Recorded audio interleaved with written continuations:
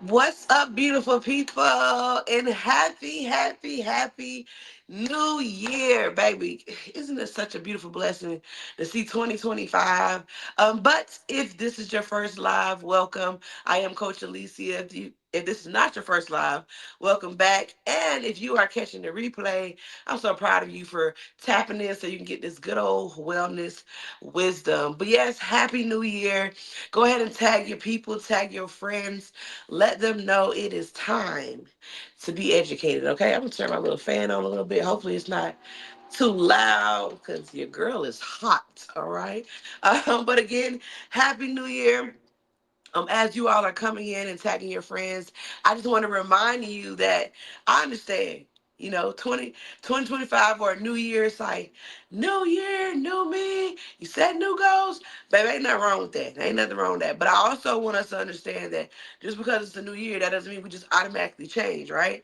No, we have to also put in the work. So I love when I see people doing the vision boards. And a cool way that you can do it is you can use it on your phone if you don't want to do the old school cutting magazines. One thing that I did one time at an event was we made collages on our phone. And in that collage in our phone, we were kind of like putting these different pictures as if we were doing like a digital vision board. A digital vision board. So that's something you can still do, right? But when you do these vision boards, you need to make sure that you have it somewhere that you can see every day, every day, because the goal is for you to be doing something to help you reach those goals every day, at least every week, right? Because we can say all we want, oh, it's a new year, I'm about to start being in the gym, I'm about to be committed, and then by March we forget we even said that goal. But no, the beauty it's a beautiful thing to set these goals, but it's even more beautiful when you know that we can stay committed to these goals. So make sure you are writing these goals down. Make sure you are telling somebody that you know will help hold you accountable and support you, so so you can reach these goals. And also just make sure you put yourself in positions where you can be successful in reaching these goals. For example, if your goal is to cut back on unhealthy foods, then baby, when you go to the grocery store, you don't need to be throwing nothing that's unhealthy in that grocery cart, okay? We got to make sure we are doing the work. We can't just say what we want to do without the action that follows, all right? So make sure you are setting these goals for yourself and actually putting yourself in positions to make sure you reach these goals. But I'm super excited to see what 2025 has in store for each and every one of you. And I'm super excited to see how far we can go, even with our next 4 week challenge. Yes. So if you are already new to E2M, if you're already a member of E2M, you already know what I'm talking about. But sometimes these are also aired on YouTube. So if you are not an E2M member and you just tap it in for Wellness Wednesday, I would like to introduce you to E2M, our 4 week challenge, which will begin on January the 6th. Yes, January 6th, 2025. And that 4 week challenge, you will get those workouts. You will also get some guidance on nutrition as well. We've just finished up our last 4 week challenge, and we've had so much great feedback from that challenge. So if you do know somebody that's E2M, tap in, ask them a little bit about it, ask a little bit about their experience, because that's how you get the goods. You get the inside scoop. When you know somebody who is successful at their health journey and they may have completed the 4 week challenge. If you want to learn more, also you can always message us with our different social media handles if you want to learn more as well. But for those of you who are a member, yes, let's go ahead and put that seatbelt on, baby. We strap in because we are going on a ride for these next 4 weeks because we got these goals. All right. My goal is to go ahead and have my baby. I'm ready, y'all. I am ready. 2 more weeks, but I am ready. But it is close to that time, so we are going to go ahead and get started. And I'm super excited about today's conversation and super excited about today's guest. I'm going to let her in so she can introduce herself and we can get into today's topic. Welcome to the stage. Hello, beautiful. How are you doing? Hello, how are you, Alicia? Happy New Blessed and highly Year. favored. Thank you. Happy New Year. So go ahead and let the good people know who you are and what you do. Hi, so I am Dr. Toshi Spira. I am a doctor of behavioral health and BCBA, which means that I am a behavior analyst and I work with primarily individuals with intellectual and developmental disabilities, but also I work with them on their mental health as well as their physical health and working on behavioral strategies for them to reach those goals, whether they're mental health goals or physical goals, and how those intersect. I love it. I love it. Okay, and before we get into today's topic and asking asking, you got to make sure I say it right, asking our questions for today, let us know a little bit about your E2M journey before we get started. Wow. Well, so I joined E2M January 2023, and I was skeptical. I had tried many, many things over my 40 years to lose weight. And actually, my family, they all were doing this program. And every time we saw them at family gatherings, we're like, oh, you are looking good. What are you doing? So finally, I gathered up the courage to join. And we have like a little accountability chat, and that really helped me with getting over the hump with the initial what do I do? How does this go? What's the flow of things? And but I was so skeptical I didn't even weigh myself at all for the first 2 weeks.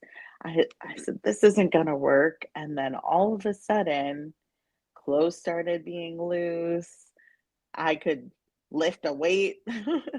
I wasn't even able to get up off the floor. Honestly, I started with seated circuits because I couldn't do anything on the floor. And then now I'm running 5Ks. I'm lifting, I work out every day. I just made my 52-week streak of workouts. Um, yeah, it's changed my life completely, almost 80 something pounds gone. So Oh, I cannot be any more grateful for E2M and my family.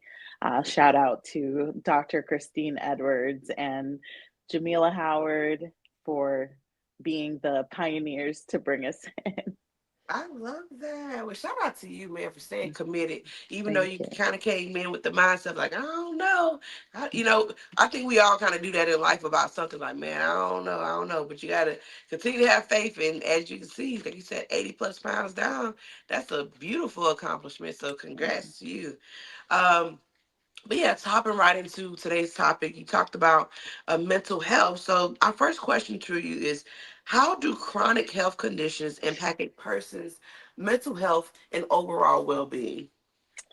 Well, I mean, first of all, you have the anxiety and pressure of knowing that you're not well and not and knowing that something has to change. Yes. And so we see a lot of individuals who struggle with obesity have issues with diabetes, uh, hypertension, heart conditions, and you name it.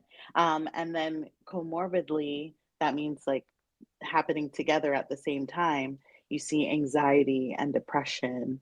And I mean, I cannot tell you how many times we have worked with an individual on an exercise program or on changing their diet. And then we see both their anxiety levels and their depression um, start to decrease. So yeah, it's so interconnected, and so we have to look at how can we address these health conditions, how can we make changes behaviorally to get those those changes underway quickly. Yeah, and one thing when you said about like the behavior change and anxiety and depression, I know one thing that we always see when people take their before pictures, it's usually like this stale, sad, or just like, but that after picture, they smiling, they flexing, and all the good things. And you Yeah. see so much in the community of E2M, just people posting their accomplishments with the eating healthier, being more physically active. You could just hear the tone in their messages about how it has helped them mentally. So definitely, I can see how that can positively impact someone once they start changing their diets and being more healthy. My second question is, what are some effective behavior strategies for managing chronic pain? So one of the effective strategies is exercise. Mhm, We use exercise frequently. Also, meditation. We mhm, run a meditation group. We really promote yoga, Pilates, stretching. Those aren't just for recovery, those also help with chronic pain.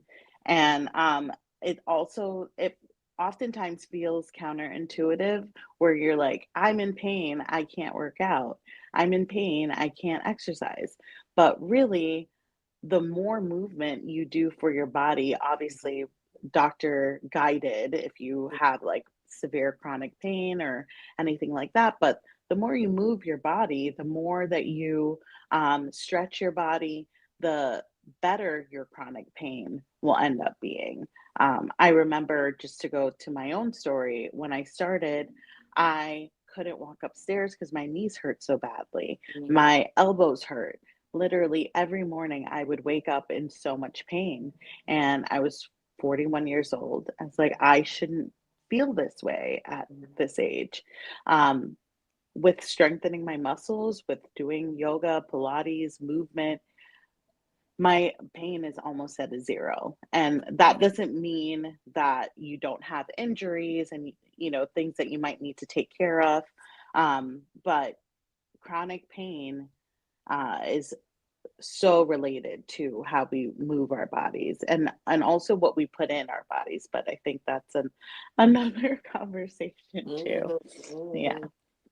Actually, yeah, we're going to go right into that. My next question is, how can lifestyle changes like your diet and exercise influence the progression of chronic diseases? Yeah, so we have seen, so one of my specialties, I work with individuals with disabilities who also have dementia and Mhm, Alzheimer's. And so just to go to that particular um, population, we mhm, have seen diet and health changes like exercise, meditation, stretching really help prolong the advancement of the disease. Um, I have one patient in particular that we started on a high like berries, antioxidants, low refined sugar, movement every day, and we actually got the brain scans from before we started, and mhm, then after implementation of the program, and we saw no progression mhm, of her Alzheimer's from the from before we started, from mhm, after we started. So they were like, that is not typical. Usually at that age, you would see continued advancement after a year, 2 years, and she's been stable now mhm, for 3 years. So I really think that, and that's another thing that really motivated me with E2M was here I am helping implement all these programs, talking mhm, on my soapbox about dietary and health changes, and I was so unhealthy. And mhm. so I also, for me now, it's almost like I have more of a people listen to me more uh, because they're like, "Oh, you're walking the walk," Yeah. you know?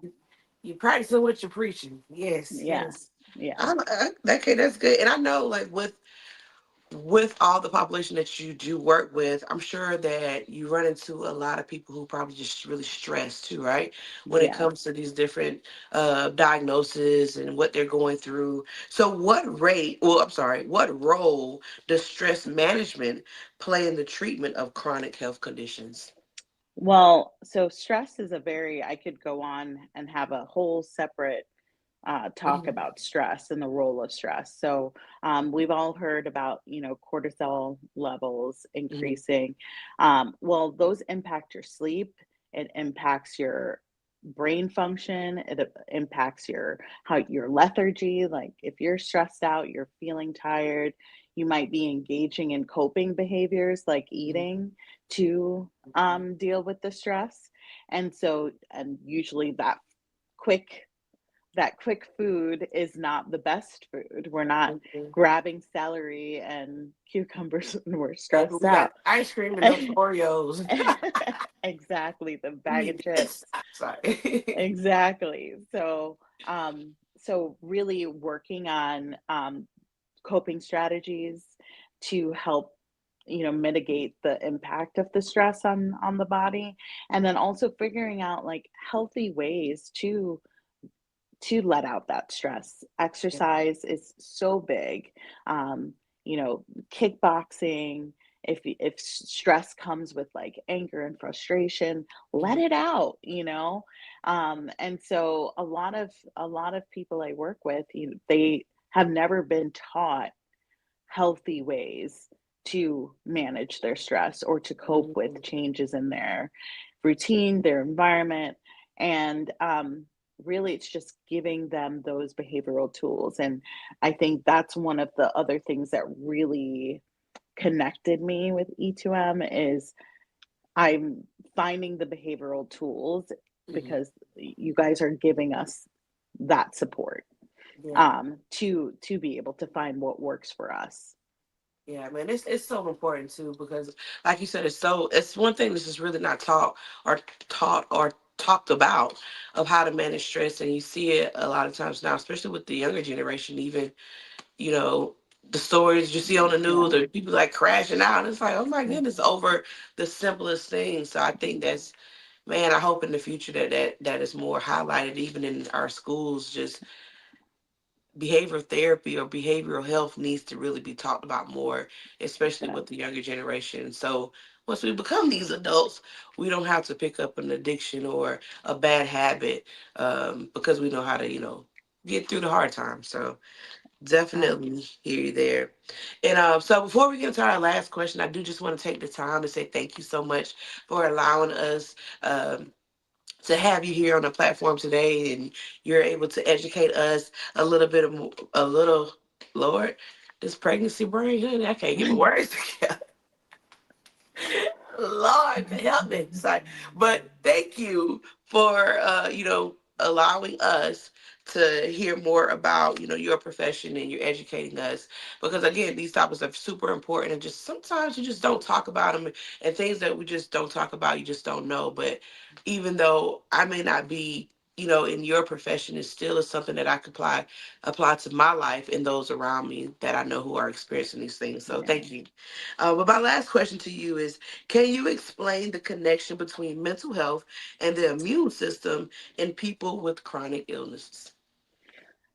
So like I said, I speak from my practice and what we do. We see a lot of when people are stressed out, those cortisol levels, they're not sleeping well. Sleep is where your body repairs itself. And Mhm. so if you are experiencing high levels of anxiety or depression that impact sleep, then your body is also being impacted by not being able to repair itself. Mhm. Um, Additionally, if you're also dealing with the other chronic health conditions that exacerbate mental health, you're also then depleting your body's ability to fight off other common illnesses. And so, oftentimes we work if we have a client that is getting sick frequently and that can impact their behavior or their mental health symptoms. We immediately look at dietary changes, we look at exercise changes, because we know that if we can maintain a healthier individual, we're going to have um, a, a healthier individual. So, Mhm. someone that's getting sick less often, someone that is able to better cope with. the things that come their way if they're not dealing with multiple illnesses Yeah. that could be prevented. So, yeah. Okay, well, thank you so much, and we appreciate what you do for the people, man. Because, like I said, Yeah. everybody needs a little bit of guidance, and it seems like you're doing a really good job of making sure Thank people you. are, getting that guidance and the proper knowledge to be, healthier. So, and shout out to you for, following the footsteps that you're teaching for Thank your you. clients as well. But before we get out of here, is there any um, information that you'd like to share as far as people how to stay connected with you, um, or things like? Um, Yeah, so like I said, my typical population is individuals with disabilities, but I work, pretty much with anyone that is struggling with mental health, comorbid with chronic health, and helping connect them to resources and behavioral strategies. So my email is uh, Toshi ABA, like Apple, boy, Apple, therapy at gmail.com. I love it. I Yeah. love it. All And right. Well, again, thank you so much. Oh, go ahead. I was going to say also, people feel free to message me. I'm pretty active in the group. So you Oh, can, we love activity. yeah, yes. So, Yes, please, please, please. Well, guys, again, thank you so, so much. And again, make sure you tune in every Wednesday for our Wellness Wednesday so you can receive this good old knowledge. But I want to say again, thank you. And for all of you at home, make sure you have a happy new year. And remember, like we talked about in the beginning of the live, set the tone, set the tone. Don't just set the goals, but make sure, excuse me, make sure you are putting yourself in positions so you are able to actually accomplish these goals and put those goals somewhere where you can see them every day so we can make sure we are doing the work because we can't just say what we're going to do and not put the action behind it. So until next time, God bless.